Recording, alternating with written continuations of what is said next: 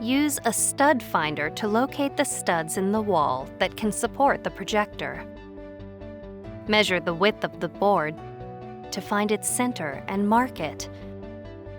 The mount comes with a template sheet that you can use to mark the placement of the wall mount, as well as where to drill holes and cut the openings for power receptacle and in-wall cabling.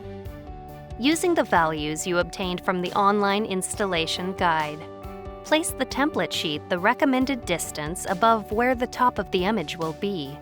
Attach the wall plate in the location you previously placed the template sheet. Make sure the wall plate is level. Because there are many different materials a wall can be made from, screws for mounting the wall plate are not included. Be sure to use screws and anchors that are appropriate for the type of wall you are installing on. Once you've attached the wall plate, run the cables through the mount arm. Make sure you have all cables required for the installation, including the power cable.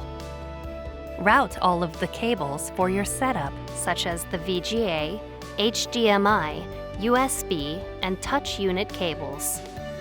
If you are installing a control pad included with the projector, you can route a Cat6 network cable to transfer image sources connected to the control pad's HDMI inputs, and to allow you to use your finger or the interactive pen as a mouse for a computer connected to the USB-B port. The Cat6 cable will carry video, audio, and interactive data to the projector, reducing the number of cables you need to run.